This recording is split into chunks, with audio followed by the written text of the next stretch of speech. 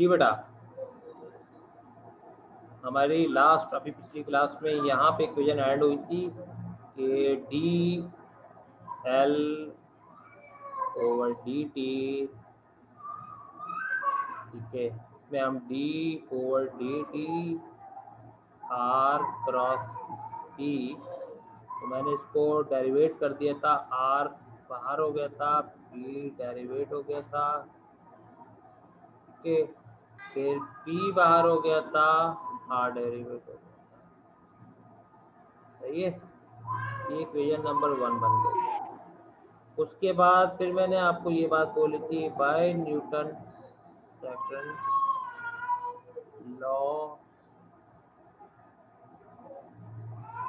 Of motion, Newton second law के मुताबिक F बराबर है d p over D t, बिल्कुल उसी तरीके से जैसे कि वहाँ पे हम चैप्टर 3 में लिखते थे, F equal to delta p over delta, यानी कि डेल्टा को चेंज, डी को चेंज, यहाँ तक मैंने बता दिया था। एंड उसके बाद क्या था,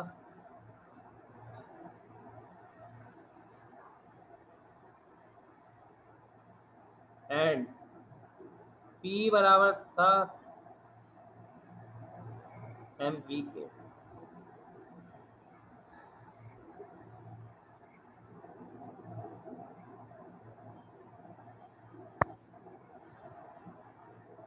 और आखिरी में वेलोसिटी, ये distance upon time, distance r एक डिस्टेंस ही है ना, divide by time, distance upon time किसके बराबर है, वेलोसिटी के बराबर।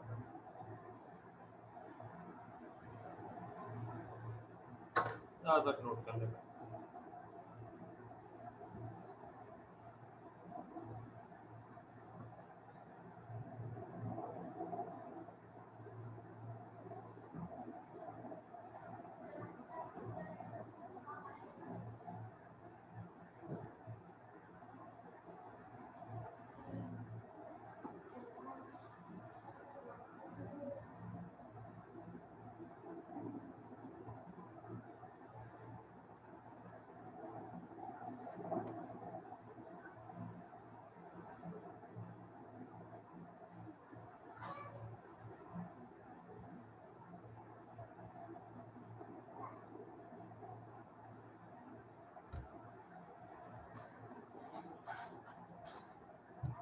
जी बेटा,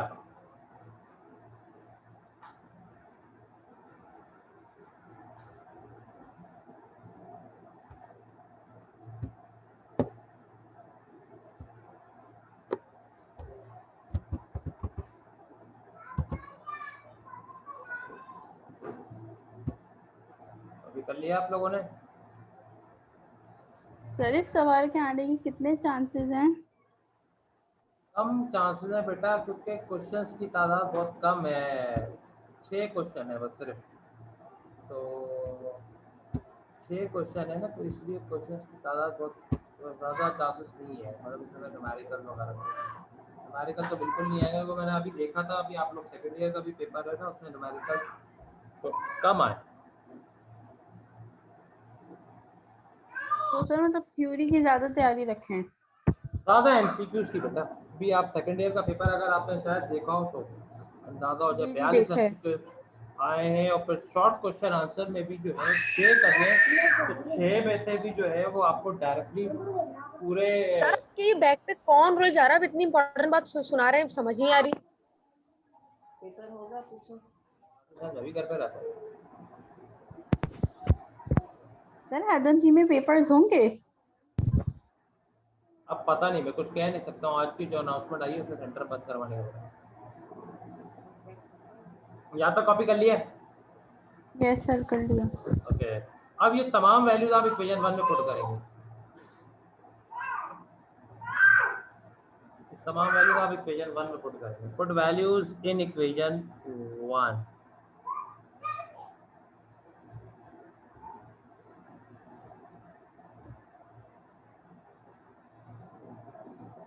जी, ये नीचे वाला मैं मिटा नहीं रहा, क्योंकि ताकि आपको समझ में आ जाए मैं वैल्यूज पुट कर रहा हूँ। D L over D R as it is आ जाएगा। डीपी अपॉन डी की जगह क्या आएगा? डीपी अपॉन डी की जगह क्या आ जाएगा? एफ आ जाएगा प्लस पी की जगह क्या आएगा? M V. और D are over D T की जगह क्या आएगा?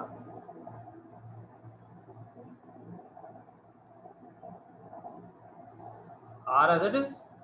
एफ की जगह क्या आएगा? DP upon D plus P की जगह क्या आएगा? एम वी क्रॉस वी की जगह क्या आएगा? D r. ओ d are over D T की जगह क्या आएगा?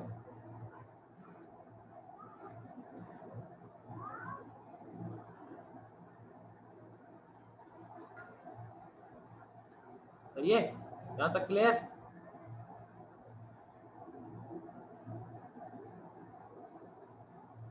ये हो गई इक्वेशन नंबर 2।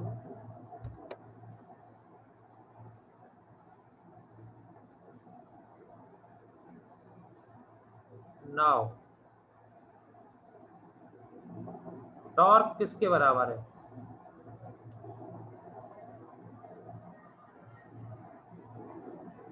टॉर्क किसके बराबर है? आर क्रॉस एफ के बराबर है। यानी कि ये वाला जी काम है, ये किसके बराबर है? टॉर्क।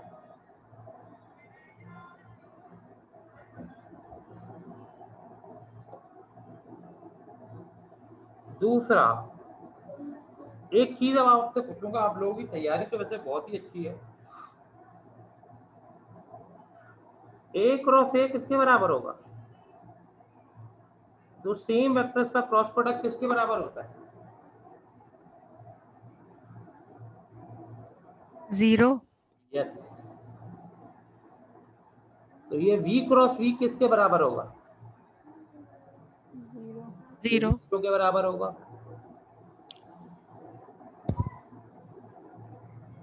तो v क्रॉस v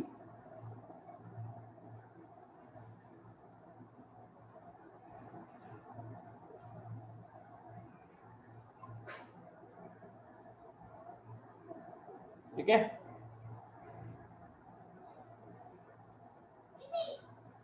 ये वैल्यूज आप पुट करेंगे इक्वेशन 2 में।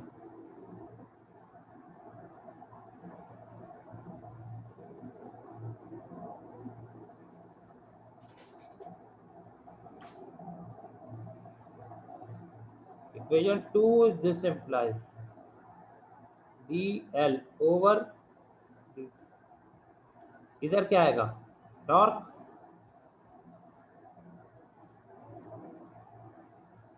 प्लस एम, ये आ जाएगा। इधर क्या आएगा? इसकी जगह 0।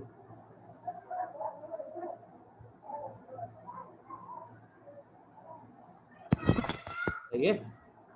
dl upon dt r cross f की जगह आ गया torque, m as it is, v cross v की जगह क्या आ गया? 0।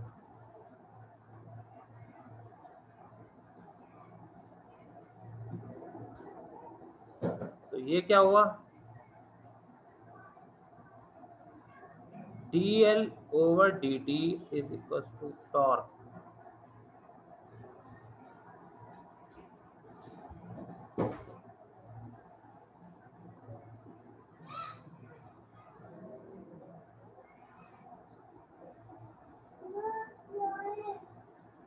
आपका मतलब पहला क्वेश्चन जो मैंने लिखवाया था, prove that rate of change of angular momentum, rate of change of angular momentum, rate का मतलब वो चीज डिवाइड हो रही है टाइम से, इक्वल टू टॉर्क। तो पहले सवाल का जवाब तो यहाँ तक हो गया। पहले सवाल का जवाब तो यहाँ तक हो गया।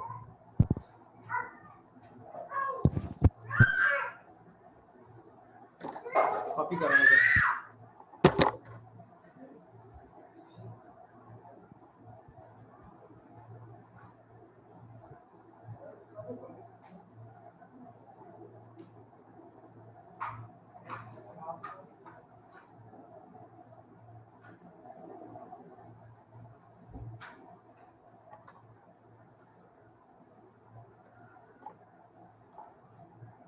मैंने जो पहला सवाल आपको बताया था, prove the rate of change of angular momentum equal to torque, उसका जवाब तो यहाँ तक हो। आगे 2 स्टेप और है। एंगुलर मोमेंटम का स्टेटमेंट क्या था उसका, लॉ ऑफ कंजर्वेशन का? Absence of torque. तो टॉर्क क्या है? एब्सेंट है, इट मींस टॉर्क किसके बराबर है? 0 के। तो हम क्या लिखेंगे? बट इन एब्सेंस ऑफ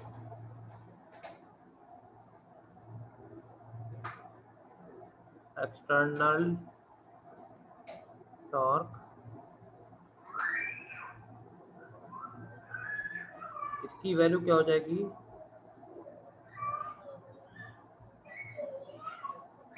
तो D L upon D T आ जाएगा 0।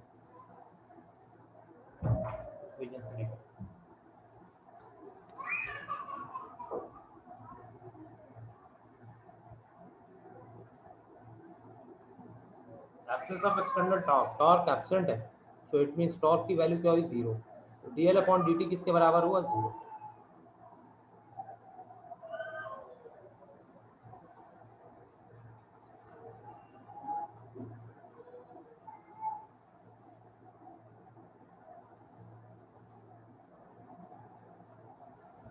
डिफरेंशिएशन में मैंने आपको एक चीज बताई थी, D upon D T.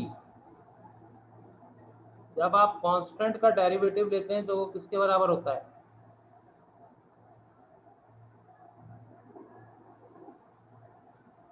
Constant का डेरिवेटिव किसके बराबर होता है? 0।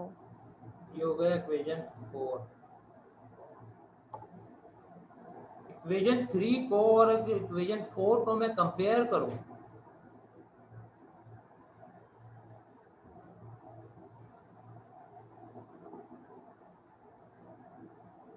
यहाँ पे डी अपॉन डी टी है,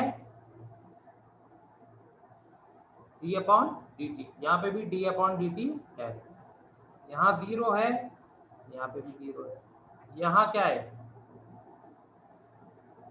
एल है, यहाँ क्या है?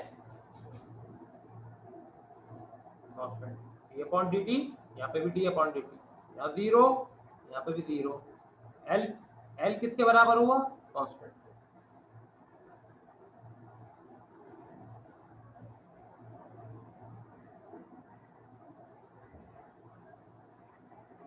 तो ये law of conservation of angular momentum भी प्रूव है।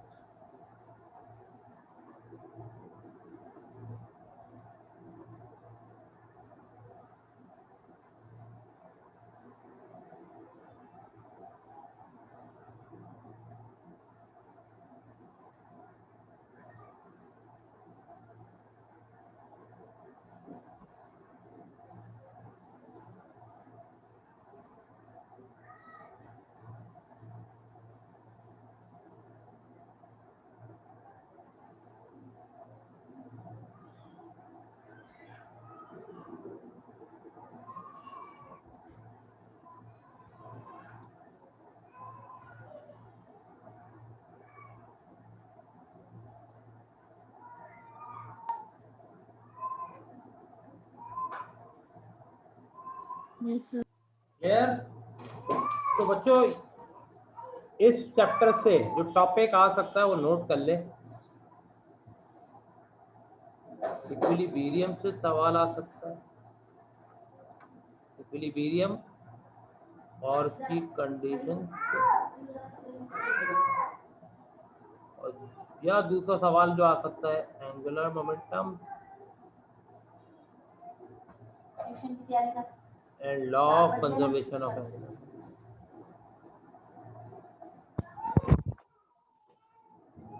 बाकी आज से न्यूमेरिकल का इस वक्त कोई चांस नहीं।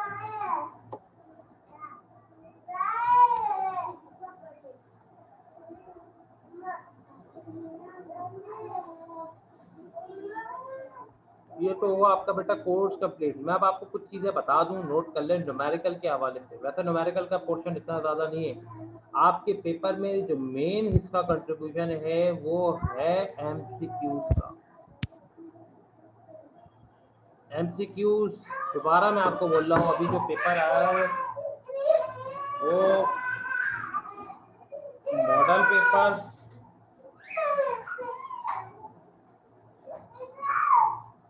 5 ईयर। आप चाहें तो जरा इस चीज को अच्छा करने के लिए 5 के बजाय 10 साल के पेपर एमसीक्यूज के सॉल्व कर लें। इस वक्त जो सेकेंड ईयर की सूरत हाल आई है वो ऐसी ही आई। मेन आपका जो है कुल 42 एमसीक्यूज आए हैं। 42 एमसीक्यूज को आपने सॉल्व करना है। 42 में से आपने अच्छे खासे 40 भी कर दिए तो बताओ आपका पेपर में मार्क्स गेनिंग पोजीशन पे चले जाए। न्यूमेरिकल वो ही 5 ईयर के शॉर्ट क्वेश्चन आंसर जो थे, ये शॉर्ट क्वेश्चन आंसर बराए मेहरबानी कम से कम 5 साल के तो जरूर देख लें, वो भी रिड्यूस सिलेबस के साथ। अभी आपके उसमें हफ्ता है तो आप 10 साल के देख लेंगे तो ज्यादा आसानी होगी। जबकि डिस्क्रिप्टिव क्वेश्चन आंसर के लिए सिर्फ 5 साल के देखिएगा, बहुत है, इनफ है। वो करना भी एक होगा।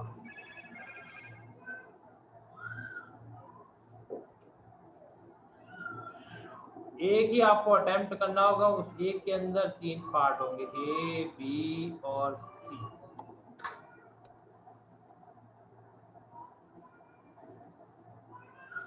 पेपर में कोई भी कोडिंग नहीं होगी, सबको एक ही अरेंजमेंट का पेपर मिलेगा।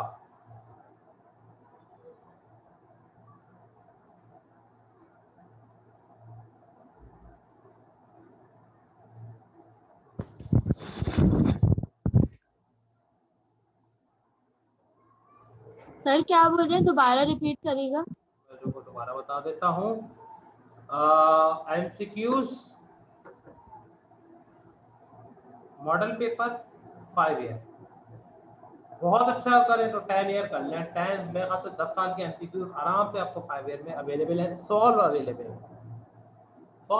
है। एक साल में भी 17 एमसीक्यूज होते थे, तो 10 साल के हिसाब से 170 एमसीक्यूज बन रहे हैं, जिनमें से 60-70 तो वैसे भी रिपीटेड होते हैं। सही। दूसरा, न्यूमेरिकल या शॉर्ट क्वेश्चन आंसर कम से कम 5 साल के देख लें, कम से कम। और अच्छा करना चाहें तो 5 से आगे बढ़ जाए, 10 कर लेंगे तो आपका पूरा हिसाब किताब बराबर हो जाएगा। लेकिन करिएगा रिड्यूस सिलेबस के साथ, मतलब रिड्यूस सिलेबस के क्वेश्चन आंसर करिएगा। और आखिरी चीज, 5 ईयर का डिस्क्रिप्टिव क्वेश्चन आंसर के लिए सिर्फ 5 ईयर को कंसीडर कर लीजिएगा। बहुत ये जो सवाल आएगा वो ये ए बी सी करके आएगा, ए बी सी।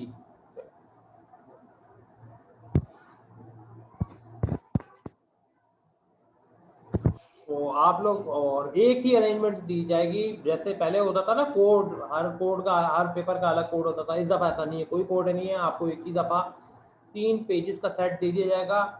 आपको पहले ये करते थे कि एमसीक्यूज के लिए 20 मिनट देते थे, इस दफा ऐसा कुछ नहीं है। आपको एमसीक्यूज, न्यूमेरिकल और डिस्क्रिप्टिव क्वेश्चन आंसर तीनों इकट्ठा दे दिए जाएंगे। यानी आप सर जो ये भी बता दें, मतलब जैसे एमसीक्यूज हैं तो इनको 25 मिनट तक करना है क्या, नहीं या नहीं इससे भी नहीं ज्यादा नहीं टाइम? नहीं, पूरे 2 घंटे दे देंगे आपको, इकट्ठा पूरा पेपर दे देंगे। नहीं नहीं, जो हम सॉल्व करेंगे, जैसे हमारा अपना भी तो होता है ना कि लास्ट के 10 या 20 मिनट्स हम रिवाइज के रखना है, तो शुरू में एमसीक्यूज के लिए कितने मिनट्स रखें हम अपनी तरफ से?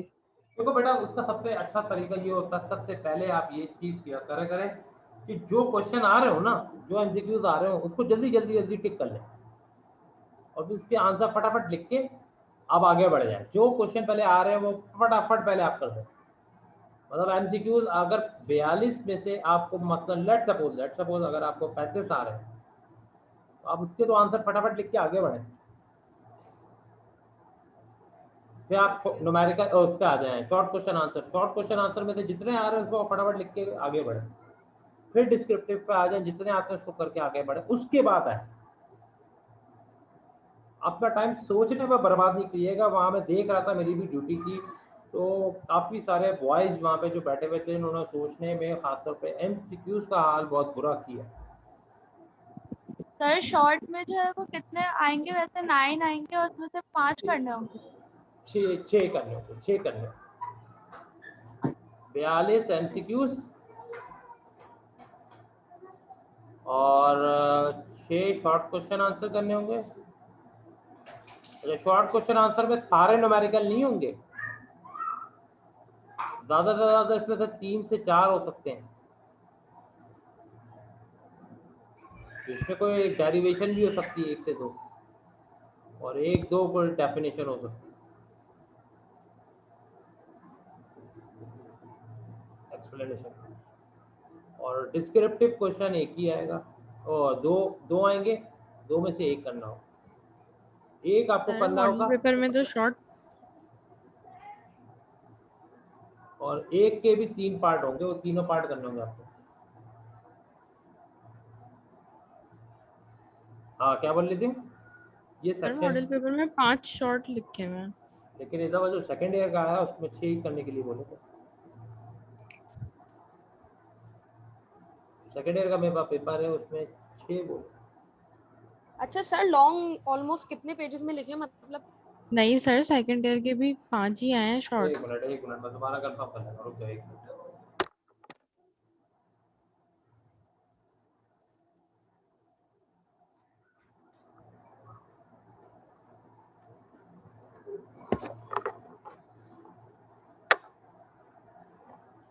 हाँ जी, पेपर मेरे सामने ही है। 42 एमसीक्यूज करने हैं, 42 मार्क्स का, और शॉर्ट क्वेश्चन आंसर 25 मार्क्स के हैं। हाँ सॉरी, 5 करना, सॉरी। ये 42 मार्क्स का ही होगा, ये 5 है, ये 25 मार्क्स का होगा, इसके 42। और आखिरी में डिस्क्रिप्टिव आपको 1 करना होगा, उसके 18 मार्क्स।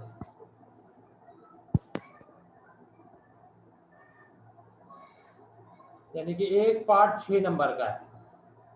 6 नंबर का, तो 6 नंबर के हिसाब से लिखना है। और मैं आपको यही बात बता दूं, 2 घंटे यूं तेजी से जाएंगे। यही तो सबसे बड़ा डर है सर।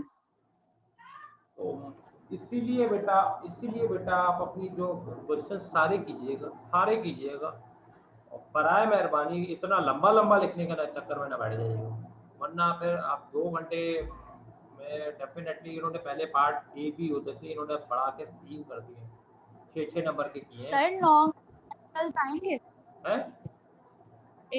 लॉन्ग में क्या न्यूमेरिकल्स वगैरह? लॉन्ग में कभी भी कोई न्यूमेरिकल नहीं आता, लॉन्ग लॉन्ग में कोई न्यूमेरिकल नहीं आता, वो सारे आते हैं शॉर्ट में। और शॉर्ट में इस वक्त जो मेरे पास सेकेंड ईयर का पेपर पड़ा हुआ है, सेकेंड ईयर के पेपर में जो आए हैं 1 2 3 4 5, टोटल कितने क्वेश्चन थे? 9 में से 5 क्वेश्चन न्यूमेरिकल के थे। 9 में से 5 क्वेश्चन न्यूमेरिकल के थे, यानी कि 5 चैप्टर का आ सकते हैं, 5 चैप्टर फिर भी रह गए।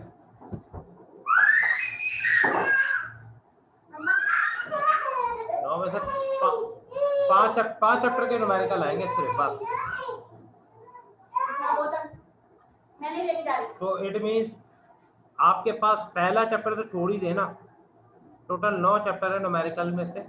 9 में से मैं आपको ज़्यादा बता दूं, चैप्टर नंबर 3 4 6 8 1 2 3 4 9 और 10, 3 4 6 8 9 10 इनके न्यूमेरिकल कर लेना। 3 4 6 8 9 10।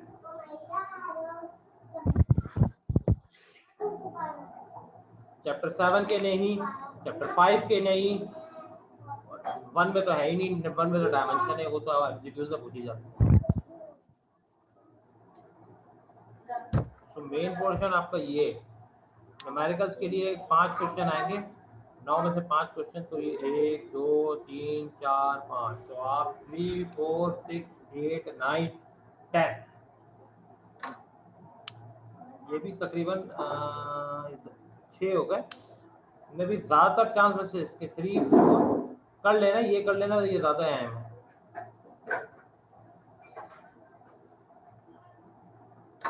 अच्छा सर, बहुत से मतलब जहाँ पे सेंटर्स पड़े हैं तो उसमें पेपर्स बहुत लेट पहुँच रहे हैं, तो क्या वो एक्स्ट्रा टाइम देते हैं या फिर उतने में ही करके जाएं? ये बंदे के ज़मीर पे, ओहो, हमारा थोड़ा सा सर ढीला हमको था तो हमने दे दिया, जिसका नहीं है, जिसका मरा हुआ है तो वो नहीं देगा। तो सर इसमें हमारा क्या कसूर है? वो तो पेपर ही लेट आ रहे हैं, टाइम पे बच्चा पहुंच रहा है तो पेपर ही नहीं मिल रहा, इसमें हमारा क्या कसूर? बेटा सीधी सी बात है, मैं हम लोगों ने थोड़ा सा लेट हुए थे, थोड़ा सा लेट हुआ था, मतलब मैंने तो मेरे ख्याल से याद पड़ता 9 बजे पेपर दे दी थी, लेकिन फिर भी 11:40 पे पेपर लिया, मतलब मैंने 9:30 पे दे दिया था, लेकिन फिर भी हमने 11:40 से 10 मिनट के बाद लिया है। जैसे मेरे बराबर में जो कुलीग थी उन्होंने 11:30 पे ही ले लिया, तो फिर भी 11:40 दिए थे। It's up to your invigilator, वो है दे दे, वरना अदरवाइज ज्यादातर जगह हमारे यहाँ तो हमने दिया है, हम सपोज हमें इंस्ट्रक्शन दी थी कि इनको 10 मिनट एक्स्ट्रा दे। Okay sir. लेकिन मैं ये हर जगह के सेंटर का नहीं कह सकता, कुछ जगह ऐसा है जहाँ पेपर लेट पहुंचे हैं, तो वहाँ उन्होंने टाइमिंग में भी लेट किया। अच्छा सर, मतलब जैसे ये तो है कि हमें पेपर होंगे, लेकिन जैसे इतनी सारी जो जैसे 28 को मीटिंग्स हो रही हैं और अब आया है कि शायद 5 को में मीटिंग्स हो, तो इसमें तो काफी चांसेस है कि काफी कह रहे हैं कि पेपर्स ना हो, तो क्या ये बात सही है या नहीं? अभी तक स्टिल नाउ बोर्ड ने कोई ऐसा नोटिफिकेशन नहीं दिया है, अनाउंसमेंट नहीं दी है कि पेपर नहीं होंगे, इस तरह की कोई अनाउंसमेंट नहीं। Okay sir. लेकिन ये बात पिछले दिनों ही 4-5 दिनों पहले ही बात हो रही थी मेरी कुलीग से, तो यही बात हो रही थी 90% चांस है कि शायद पेपर ना हो, सर आप थोड़ा जोर से बोलिए। शायद पेपर ना हो। लेकिन वजह ये है कि इसमें कुछ इम्प्रूवमेंट वाले भी कैंडिडेट हैं, कुछ फेलियर वाले भी कैंडिडेट हैं, उनका पेपर लेना जरूरी होगा, क्योंकि उनका वरना फिर साल जाया होगा। यस सर, कहा जा रहा था कि पेपर ना हो और फर्स्ट ईयर, जैसे हमारे जो फर्स्ट ईयर है वो सेकंड ईयर के साथ कंबाइन कर देंगे, तो उनके साथ लेंगे, ऐसी ही खबरें आ रही थी। कंबाइन तो अब तो स्टार्ट हो गया ना, अब तो कोई ऐसी अनाउंसमेंट नहीं है, उनका कंबाइन कर देते, फिर टाइम टेबल भी तो बताते हैं ना, टाइम टेबल नहीं आया, यस। टाइम टेबल तो बन चुका वो पहली वाली अरेंजमेंट पे। अब अगर इनकेस अगर कोई ऐसी होती है होती है तो अल्लाह आलम कह नहीं सकता मैं, लेकिन फेलियर के तो लाजमी होंगे, अच्छा अच्छा, क्योंकि सही है सर, फेलियर वालों का खैर है साल बस। जाया हो जाएगा। आप लोगों का कल पेपर है आदत जी में? यस सर, केमिस्ट्री का है। लोगों ने रिशाद साहब से कंफर्म कर लिया, क्योंकि मैंने तो अभी आज मेरे पास ये अनाउंसमेंट आई है, ये भी मुझे मेरे क्या किसी सर? कुलीग ने भेजी है कि वो मैंने ग्रुप पे डाली तो है, वो ट्यूशन सेंटर वगैरह बन गया है। सर तो सर लेकिन सर मतलब बासित कह रहे थे कि होंगे पेपर। तदरीसी अमल बन गया सर, बासित कह रहे थे कि पेपर्स होंगे हमारे। रिशाद भाई से कंफर्म करिएगा, आदत जी पर रिशाद भाई से जरूर कंफर्म। तो सर कल जाना पड़ेगा, जाकर ही कंफर्म करेंगे। सेंटर पे फोन कर लो ना, अभी भी खुला हुआ होगा सर वो ऑफिस तो तो। फोन उठाते ही नहीं है। अच्छा चलो खैर, मैं अभी मेरा भी कंफर्म होगा तो मैं ग्रुप पे इंटीमेट कर दूंगा आप लोगों को। Okay sir. आपको ग्रुप पे होगा तो मैं कर दूंगा। बाकी आप लोगों ने जो कोई पूछना हो इस दौरान, आपका नेक्स्ट मंडे को पेपर है ना, कोई भी चीज़ पूछनी हो तो बराए मेहरबानी आप मुझे बता दिएगा, मैं व्हाट्सएप पे या आपको वैसे भी आपको बता दूँगा। Okay sir, thank you. बाकी अगर वो राणा साहब के पैड में से कोई चीज़ पूछनी होगी, कोई न्यूमेरिकल पूछना होगा, सिर्फ एक काम ये करना, उस फाइल को क्लिप लेने के बाद पीडीएफ पे कन्वर्ट करके मुझे सेंड कर देना, तो फिर मुझे शेयर करके कराने वाला। लेकिन इन चैप्टर का ये जो मैंने टिक किए हैं ना, बराए मेहरबानी इनके न्यूमेरिकल लाजमी कर लेना, एक ये पोर्शन और एक ये पोर्शन लाजमी, ये तो ओके सर, आराम से हो जरूर। जाएगा, ये तो बहुत आराम से हो जाएगा, लेकिन ये और ये बच्चे इसको नेग्लेक्ट कर रहे हैं। मेन चीज ही यही है। 17 MCQ, 10 साल, 170 MCQ, उसी में से आ जाएगा। उनको रट लो इस तरीके से। Okay sir, okay. मतलब ज्यादातर फोकस तो हम एमसीक्यूज पे रखेंगे। MCQ पे जरूर उसके रखो। बाद MCQ आपका हार्डली आधा घंटा लगेगा, हार्डली। और आपने सही कर लिए, 42 में से 40 भी कर लिए तो नॉट बैड। 40 नंबर तो आपको कंफर्म हो बगैर कटिंग। MCQ जरूर कंफर्म करके रखो। सारे फाइबर जैसे आए थे ये। बाकी ये आप लोगों का काम पूरा हो गया कंप्लीट। बाकी कुछ लोगों ने जो चीज़ पूछनी होगी मुझे कांटेक्ट कर लेना, ग्रुप में मैसेज कर देना या वैसे कर देना पर्सनली तौर पे, तो मैं बता दूंगा। ठीक है बेटा? Yes sir. ठीक है, फिर इंशाल्लाह फिर मुलाकात होती है। बीच में अगर कोई प्रॉब्लम हो तो मुझे ज़रूर बता दें। सही है? ओके, ओके, अल्लाह हाफिज़। अल्लाह हाफिज़। अल्लाह हाफिज़।